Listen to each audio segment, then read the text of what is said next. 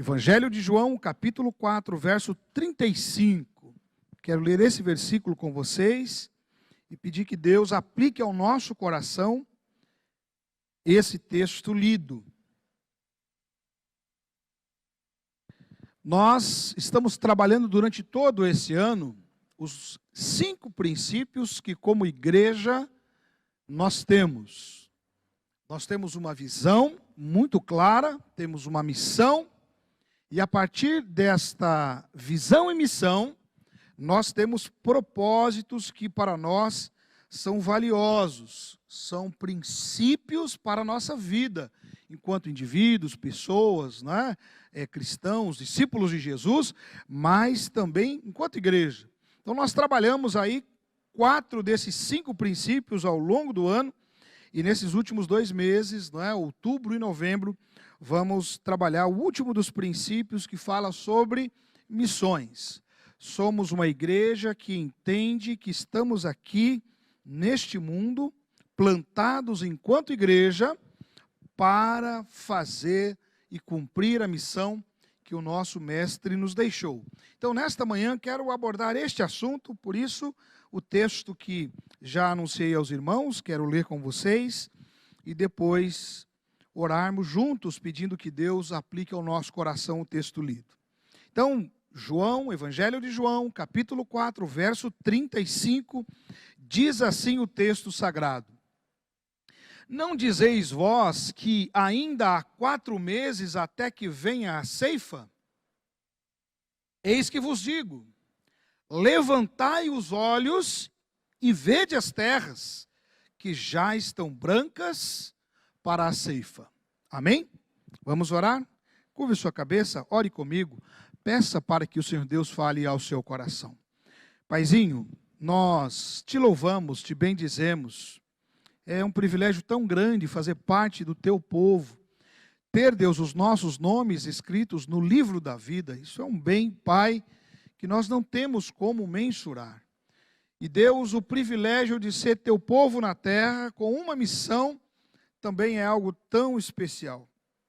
Ajuda-nos, ó Deus, através desta palavra que o Senhor ministrará aos nossos corações, para que todos, sem exceção, possamos ouvir, guardar em nossos corações esta palavra, e saímos, Deus, desta reflexão, determinados, ó Deus, a cumprir o nosso papel, a fazer aquilo que nos cabe fazer, enquanto povo teu, enquanto igreja do Senhor sobre a face da terra.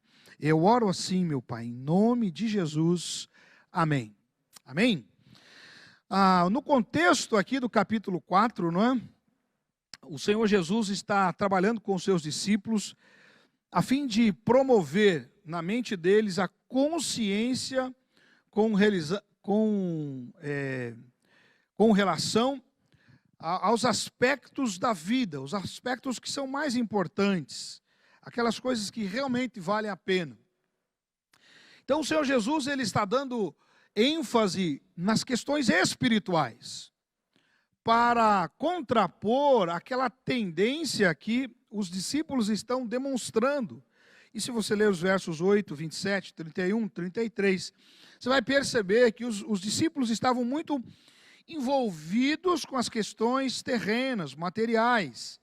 E o Senhor Jesus quer abrir a mente deles. E nesta manhã, mais uma vez, na minha e na sua vida, o Senhor Jesus também quer fazer isso através da ação do Espírito Santo.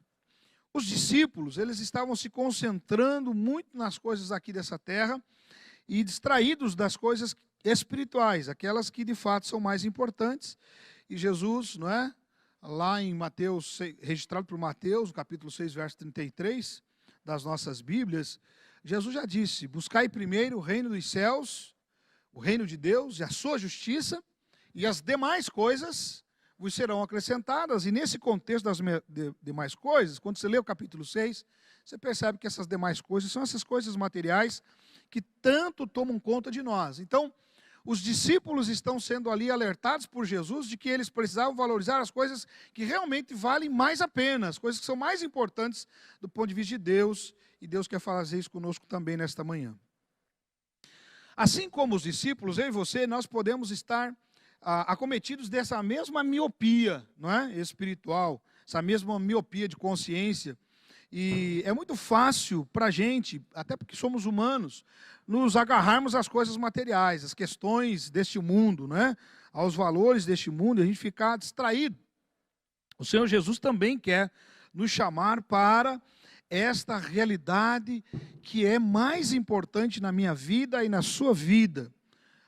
As questões espirituais, as questões que realmente valem a pena. E é nesse sentido que eu queria trabalhar com vocês o seguinte tema nesta manhã. Levantai os olhos. O Senhor Jesus, ao falar com os discípulos, ele usa essa expressão, levantai os olhos. Nós precisamos levantar os nossos olhos e precisamos alargar os nossos horizontes. É muito comum que a gente, não é, no dia a dia da vida, fique olhando para perto, mas você certamente já teve essa experiência de, em alguma situação do dia a dia da sua vida, você levantar a cabeça e levantar os olhos, e ao levantar os olhos, ver muito além.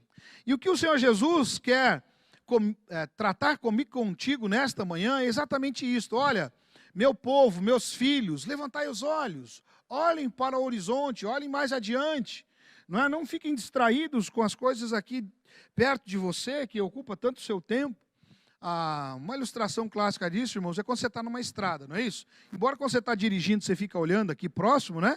De vez em quando você dá aquela levantadinha no olhar, olha lá adiante, para ver onde você está indo, ter uma visão mais ampla do caminho que você está trilhando, do caminho que você está seguindo, e ter compreensão melhor do todo. E quando você consegue ver mais longe, você consegue, inclusive, aqui mais perto, mais próximo, não é? Você consegue ter resultados melhores. Com isso, eu quero lembrar de uma pesquisa feita já no final dos anos 80, por um homem chamado Brent Hunter, quando ele fez a seguinte, elaborou o seguinte pensamento, não é? Com base nas pesquisas dos dados que na época ele tinha. Na época ele disse o seguinte: a cada minuto 156 pessoas morrem sem esperança, a cada hora 9.360 pessoas, a cada dia 224.640 pessoas sem Cristo. Quando ele diz aqui sem esperança, é sem Cristo. Por semana são 1.572.480 pessoas.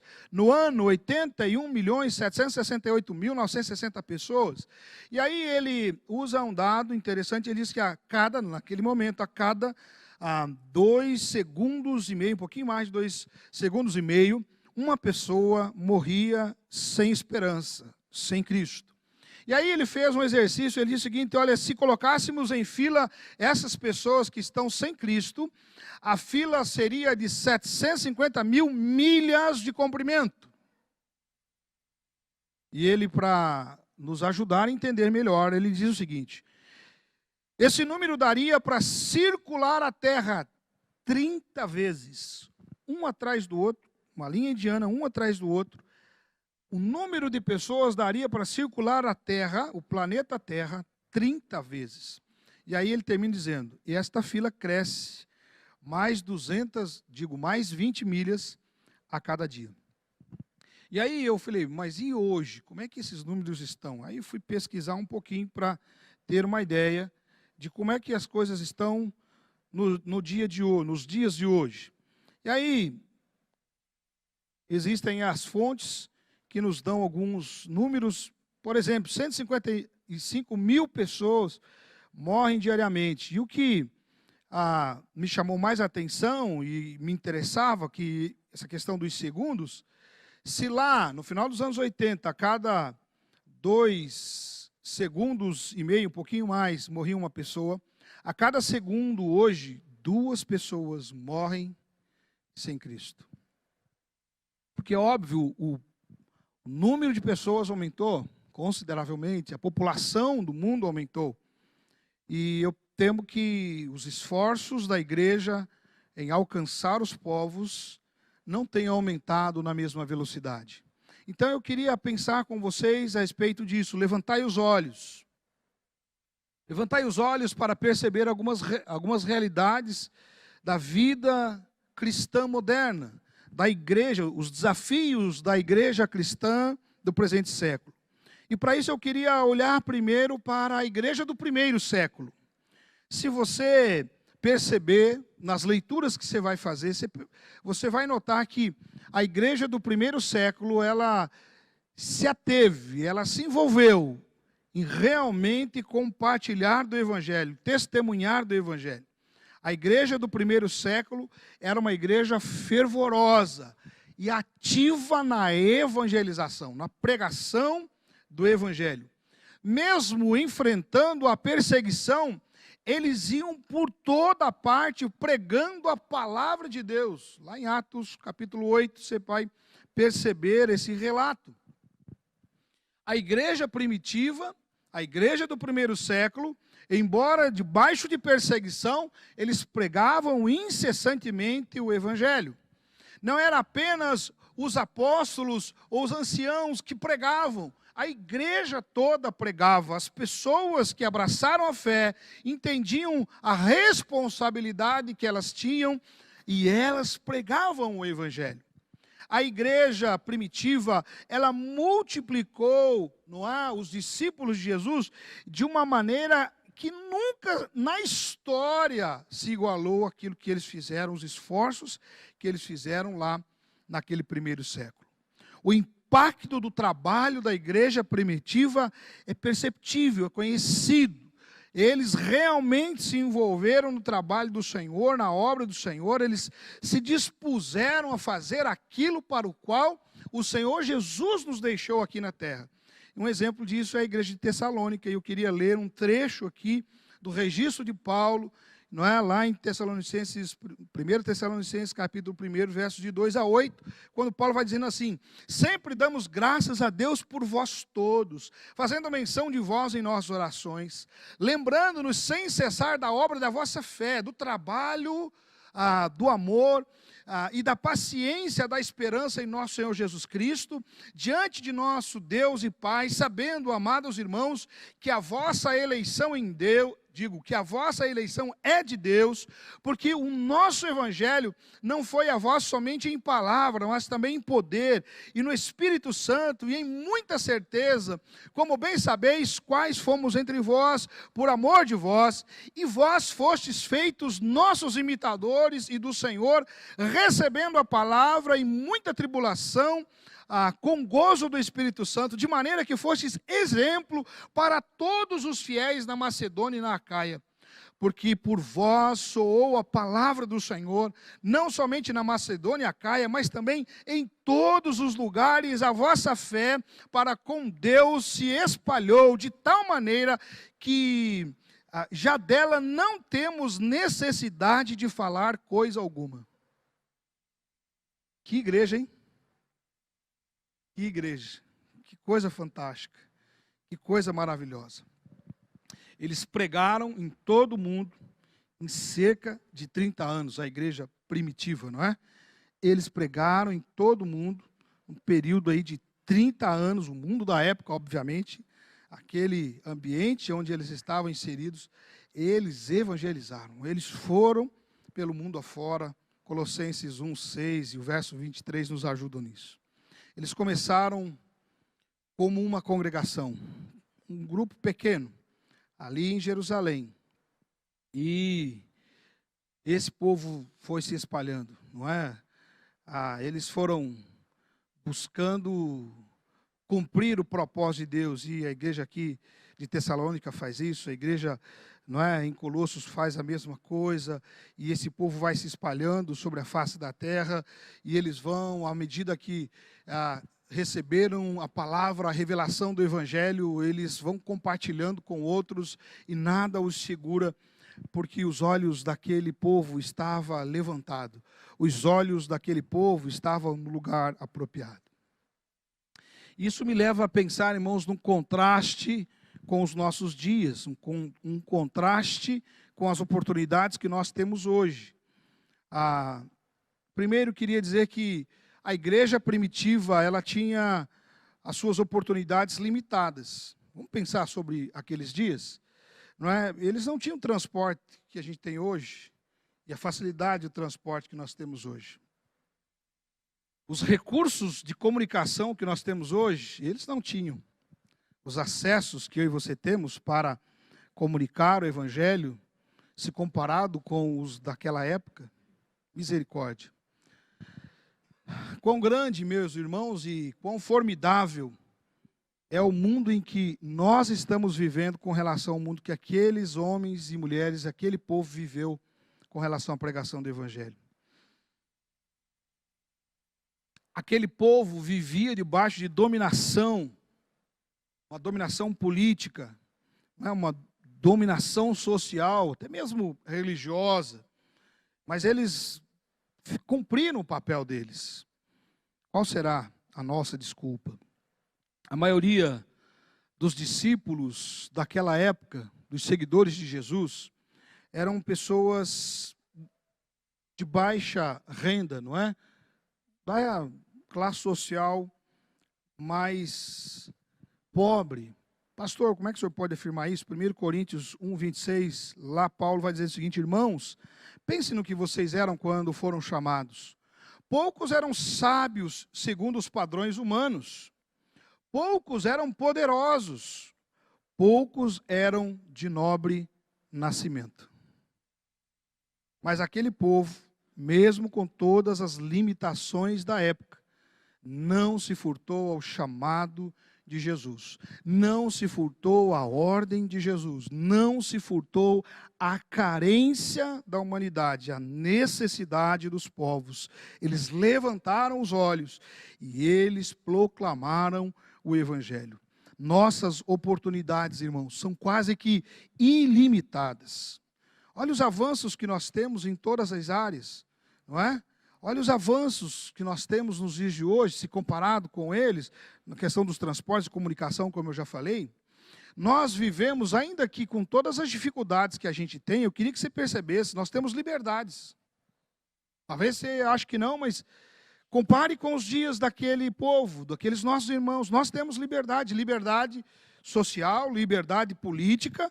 Não é isso? Ainda que com as dificuldades todas, temos ainda, na medida, se comparado com eles, muito mais. Social, política, econômica, enfim, nós temos liberdades. Nós somos abençoados com abundância econômica. Às vezes a gente acha que a gente não tem muito, né? Mas eu queria que você se comparasse com os nossos irmãos do primeiro século. Como são os recursos que nós temos hoje e como são os recursos que eles têm hoje. Eu me lembro de uma estatística que diz o seguinte: se você tem algumas moedas no bolso, você tem algumas moedas, aí tem R$2 no bolso, R$5, R$10, você tem alguns troquinhos na conta bancária, tem lá não? Alguns centavos que seja. Se você tem, você está entre as pessoas mais ricas do planeta. Você já parou para pensar sobre isso, irmão? Às vezes a gente fica achando que é tão pobre, né? Mas a gente precisa levantar os olhos e perceber a verdadeira realidade. Irmãos, nós temos uma educação muito melhor e uma experiência muito maior que os nossos irmãos do primeiro século. Nós temos, irmãos, condições muito melhores que a deles. Nós temos muito mais pessoas vivendo nos dias de hoje, muito mais pessoas que precisam ouvir das boas novas do Evangelho. Mais do que em qualquer outro momento da história, existe muita gente precisando ouvir do Evangelho de Cristo Jesus. E aí eu pergunto, por quê? Por que nós fazemos tão pouco? Por que nós fazemos tão pouco enquanto indivíduos, enquanto discípulos de Jesus? Por causa da nossa falta de empenho, entusiasmo, por causa da falta da nossa confiança nas habilidades, não é? Por causa da nossa preguiça, por causa disso ou daquilo outro, por causa do tempo, por causa, sei lá eu do quê? Será que é por conta destas coisas que nós fazemos tão pouco? Eu penso que não, irmãos. Eu penso que é por falta de fato, levantarmos os nossos olhos e percebermos a necessidade. Pastor João Vitor, final de semana passado, falando aos nossos corações, ele falou sobre a importância de permitirmos que o coração de Deus tenha espaço em nossas vidas. Que o coração de Deus, não é, se torne também o nosso coração, porque o coração de Deus é um coração compassivo, é um coração cheio de compaixão. O coração de Deus é um coração que está preocupado com as pessoas ao nosso redor. Essas duas pessoas que nesses exatos segundos acabaram de morrer, sem Cristo, e agora mais duas. E enquanto eu estou falando com vocês, mais duas, você consegue mensurar o tamanho da necessidade do mundo em que nós vivemos? Nós precisamos levantar os olhos. Nós precisamos nos desprender das coisas que estão nos travando, das nossas idiosincrasias, da nossa prioridade, que não é prioridade, das nossas questões interiores. Nós precisamos levantar os olhos, tirar os olhos do nosso próprio umbigo, da nosso derredor, e poder perceber, irmãos, ao longe, o que existe para que eu e você, enquanto discípulos de Jesus, façamos. De vez em quando eu pergunto para as pessoas, se você fosse o último cristão na face da terra, o que seria da pregação do Evangelho? Se você fosse o último cristão na face da terra, o que seria da pregação do Evangelho? Você pode responder essa pergunta? Responda aí para você mesmo. Se eu fosse o último cristão, irmão, sobre a face da terra, mais do que nunca, eu precisaria pregar o Evangelho. E uma coisa eu teria certeza, se eu fosse o último, enquanto o próximo não se convertesse, eu tinha garantia de que coisas mais do que sobrenaturais aconteceriam comigo, não é? Porque eu não ia poder morrer. Então eu queria que você pensasse que pregar o Evangelho é um privilégio que eu e você temos e nós não podemos abrir mão disso. Temos nos apegado, irmãos, a coisas insignificantes, coisas que são irrelevantes. E estas coisas, por vezes, têm tomado conta do nosso coração. Simplesmente não percebemos o dever que temos para realizar, o dever de fazer aquilo que devemos fazer. Nós podemos fazer e devemos fazer. Porque fazemos tão pouco enquanto igreja, enquanto congregação local. O problema é o mesmo, irmãos, que acontece com o discípulo, que acontece com aquele indivíduo que abraçou a fé. É a falta de levantar os olhos. Enquanto igreja, nós precisamos levantar os olhos. E precisamos ver ao redor as necessidades das pessoas que estão caminhando para o inferno. E alguém disse que nós não temos pregado tanto sobre o inferno, e talvez essa deve ser uma das razões pelas quais os crentes estão cada vez mais mornos. Irmão, nós precisamos pregar o Evangelho, anunciar as boas novas de Cristo Jesus, porque uma multidão de pessoas estão caminhando a passos largos para o inferno. A menos que você não acredite que o inferno exista. Eu e você precisamos pregar o Evangelho. Precisamos enfatizar, irmãos, o que é espiritual em detrimento do material.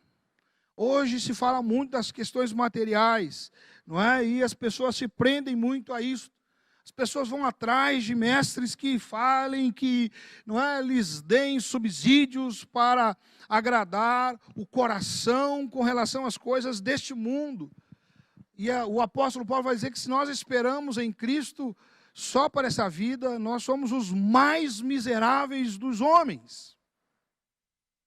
Nós, como igreja, estamos além daquilo que o Senhor espera de nós, não é? E fazendo tão pouco porque nós estamos dando ênfase nas coisas que são menos importantes. Nós estamos perdidos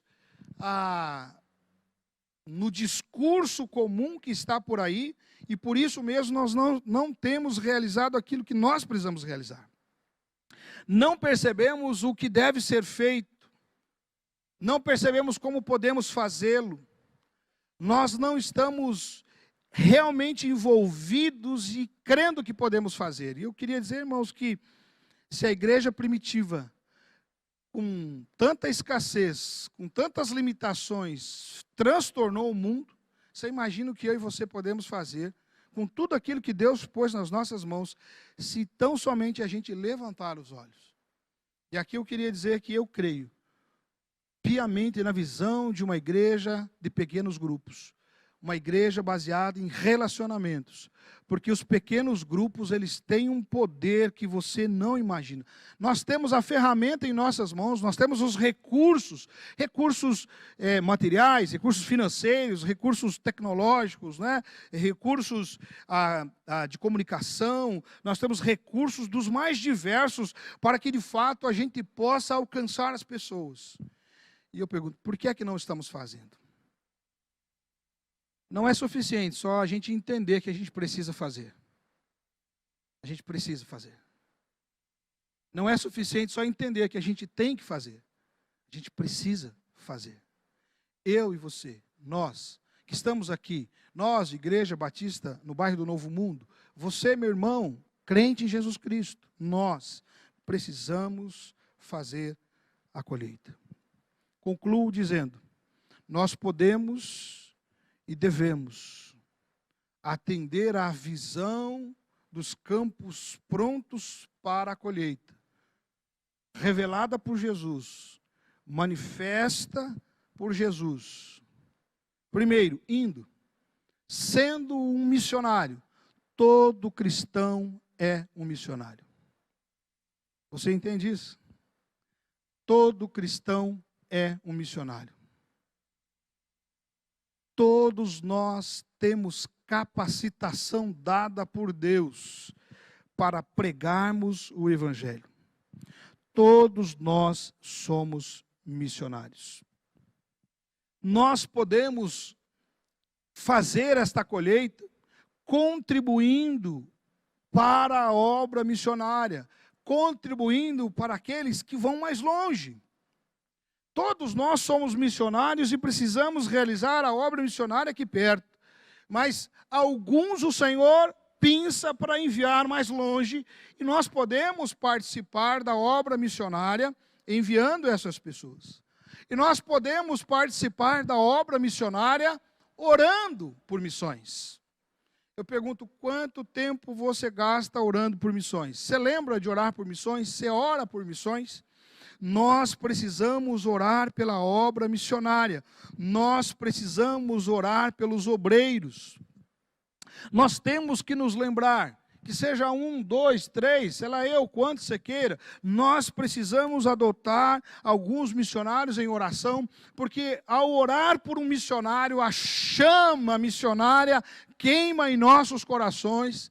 Enquanto você está orando pela obra missionária, o Espírito Santo está falando ao seu coração, te impulsionando para que você contribua para a obra missionária e para que você seja também um missionário. As pessoas envolvidas com a obra missionária. E quando a gente fala de obra missionária, é interessante que a tendência é pensar, não é, nos campos distantes. Mas a partir da nossa ótica, a partir daquilo que nós cremos, a partir dos valores que nós registramos enquanto igreja, nós estamos dizendo que a obra missionária acontece a partir de nós. Amém? Amém? A obra missionária acontece lá no seu condomínio. A obra missionária acontece, não é, lá no seu trabalho, na sua empresa.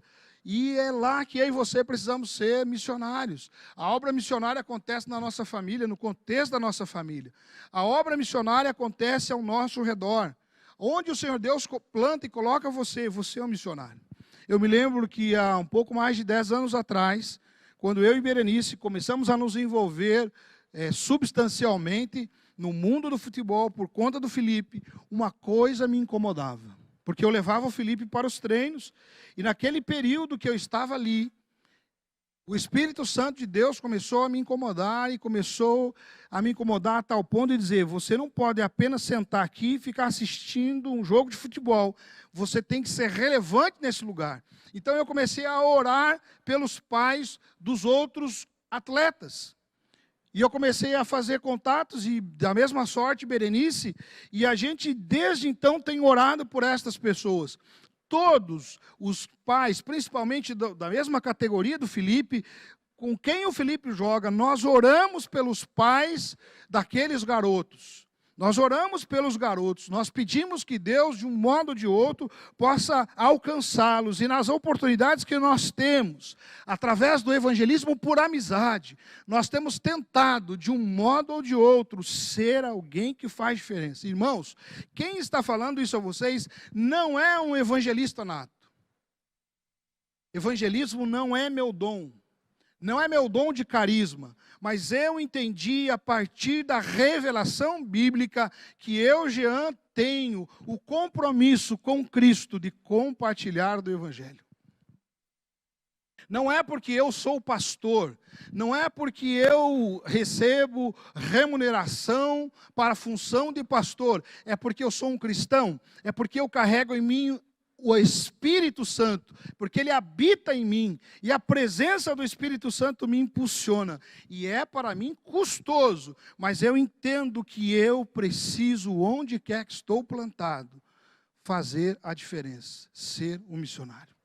Queria orar com você, queria que você curvasse a sua cabeça, se você pudesse ajoelhar onde você está, eu queria orar com você. Se você não puder, fique tranquilo, fica sentadinho.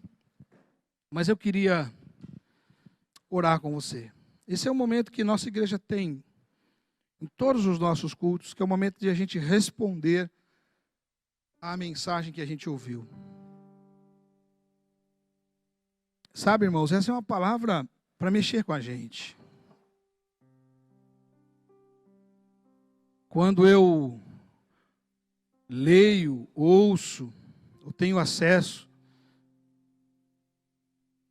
a essas informações, que a cada 2,5 segundos, uma pessoa, digo, 2 pessoas estão morrendo sem Cristo. Isso me incomoda. Como disse, eu não sou um evangelista nato, mas isso me incomoda. E eu oro a Deus e peço a Deus que Deus me impulsione, que Deus mude meu modo de pensar, meu modo de sentir, meu modo de agir e reagir, porque eu quero de alguma maneira poder ser bênção na vida das pessoas. Eu quero poder, de um modo ou de outro, poder compartilhar do Evangelho de Jesus. Eu quero que outras pessoas também tenham acesso à esperança, e só Jesus Cristo é a esperança. Não há solução em nenhum outro, não há esperança em nenhum outro, não há salvação em nenhum outro. Jesus é aquilo que há de melhor e mais precioso para o ser humano. Nada é mais precioso do que esse indivíduo conhecer a Jesus e iniciar um relacionamento de amor íntimo e pessoal com Jesus.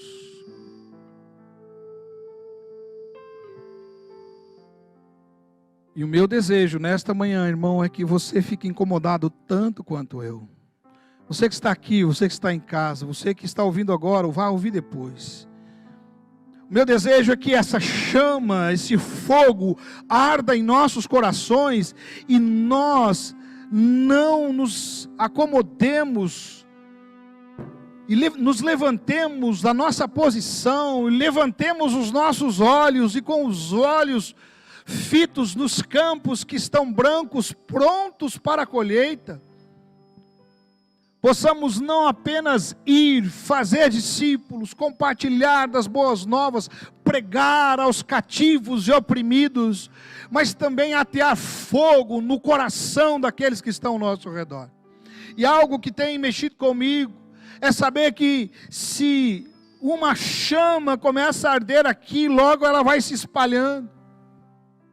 Portanto, irmãos, eu e você podemos responder ao chamado de Jesus, dizendo sim, na certeza de que se eu e você dissermos sim, mais pessoas serão também levantadas. Eu queria que você saísse deste culto, nesta manhã, entendendo que o lugar onde você está plantado, seja onde for, seja o que você esteja fazendo, ali é um lugar onde você pode florescer, frutificar, compartilhando do Evangelho, anunciando as boas novas de Jesus, sendo você. E esta é uma bênção que eu tenho aprendido ao longo dos anos. Durante muito tempo eu tive um pastor que era evangelista. Então, quando você tem um pastor evangelista, você fica se sentindo tão incapaz. Porque parece que tudo aquilo que aquele camarada faz, não é? Ele consegue levar pessoas a Jesus. E você se sente tão frágil, mas eu queria que você entendesse que o poder está no Espírito Santo. Os evangelistas são homens e mulheres levantados por Deus, com a capacitação especial dada por Deus, e glorificado, louvado seja o Senhor por a vida deles. Mas, irmãos, o exército do Senhor é composto por todos, como falei, não só os apóstolos anunciavam, não só os anciãos anunciavam, mas toda a igreja de Jesus do primeiro século, toda a igreja, cada discípulo anunciava do seu jeito, do seu modo, no seu lugar, e é por isso que eles transtornaram o primeiro século. Deus quer fazer mais uma vez, e Deus quer fazer também entre nós. Deus quer fazer na minha vida, e Deus quer fazer na sua vida. Paizinho, como teu povo, tua igreja, nós nos curvamos diante do Senhor nesta manhã. E Deus, nós nos colocamos diante de Ti, Pai, para dizer ao Senhor que nós queremos ser esta boca do Senhor onde quer que a gente vá. Deus, esses números que nós ouvimos, eles incomodam o nosso coração, Pai, os nossos ouvidos. Nós queremos contribuir para que, Deus, as pessoas não morram sem esperança, sem Cristo. Nós queremos, ó Deus, contribuir para que famílias inteiras sejam salvas.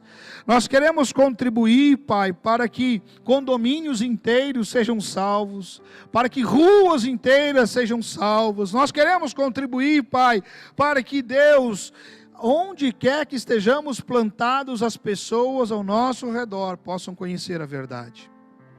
Como o Senhor Jesus disse, Pai, os campos estão brancos, prontos para a colheita. E Deus, nós queremos ser os trabalhadores nesta seara. Clamamos ao Senhor, Pai, mande mais trabalhadores, levante trabalhadores entre nós, Pai, para que cada um de nós entenda que o que há de mais precioso e valioso são as coisas espirituais. Nos ajude nesse sentido, Pai, nós te pedimos, em nome de Jesus e para a glória de Jesus. Amém, amém e amém. Amém.